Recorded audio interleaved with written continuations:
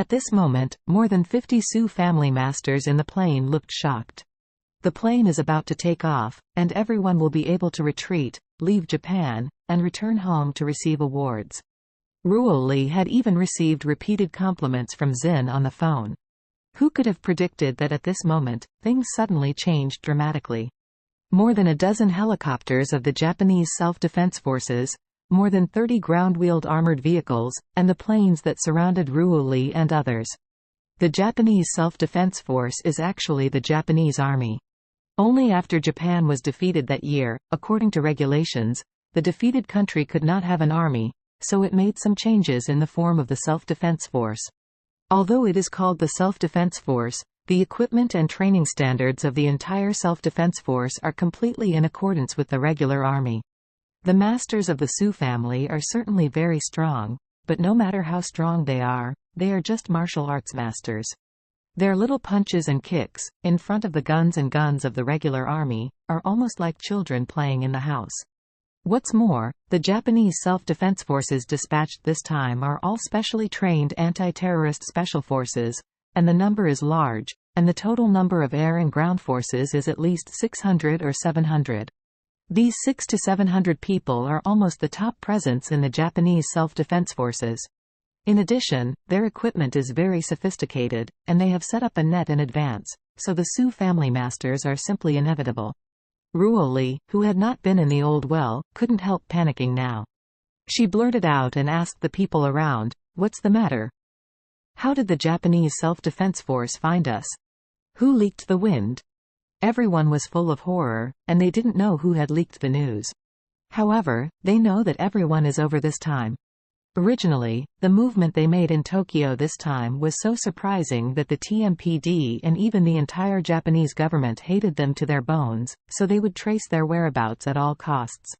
Tokyo and many surrounding cities have implemented exit controls in order to catch them early. Now that they are in the hands of the Japanese Self-Defense Forces, you don't have to think about it. This is a big trouble. At this time, Zin's phone has not hung up. Hearing the movement on the phone, he immediately blurted out and asked, "Ruo Li, what's the matter?" Ruo Li said with a trembling voice, "Patriarch, our plane is surrounded by the Japanese Self-Defense Force." What? Zin felt dizzy when he heard this. He secretly said in his heart, "It's over. This is over." The Sioux family has sent nearly 100 people to Japan this time. Except for some support and auxiliary personnel, the real core masters are all on that plane. It can be said that the more than 50 people on that plane represent at least 80% of the combat effectiveness of the Sioux family. Especially Ruo Li, this is a general who can be equal to 100. If these people fall into the hands of the Japanese government, according to Japanese law, the principal offender should be properly sentenced to death, and the accessory should also be imprisoned for life. Thinking of this, Zin almost ran away, and he tremblingly asked, "Ruo Li, what is going on? Did you leak the wind, or did a traitor appear inside?" Ruo Li also said nervously, "Going home, don't know this now." At this time, the broadcast outside the plane continued, "This is the Japanese Self-Defense Force. You are restricted to immediately turn off the aircraft engine and open the door for investigation. Otherwise, we will resort to aggressive attack." The captain and deputy captain in the cockpit panicked first. They can all see the gunship above the front, and the large caliber cannon in front of the helicopter has been aimed at them. In front of this kind of military weapon, the civil aviation airliner has absolutely no power to parry. If the engine is not turned off, the cannon on the helicopter can instantly turn the aircraft into a hornet's nest. So they didn't care about asking Ruo Li for instructions, and immediately turned off the aircraft engine. At this time, the outside broadcast continued, "This is the Japanese Self-Defense Force. You are restricted to open all hatches immediately. Otherwise, our special forces will attack." The captain ran out of the cockpit at this time and said nervously, "The other party asked us to open the hatch. If we don't open it, we will be under attack." There was also chaos in the cabin. These so-called supermasters were completely panicked at this moment. Some people stood up in a panic, like a headless fly, pacing back and forth in the cabin, as if looking for a way to escape. More than 50 people, like more than 50 cockroaches locked in a glass bottle, were so frightened that there was nothing to add. Ruel Li also panicked. However, she knew very well in her heart that once the hatch was opened, it was tantamount to surrender. The massacre of the Matsumoto family angered the whole of Japan.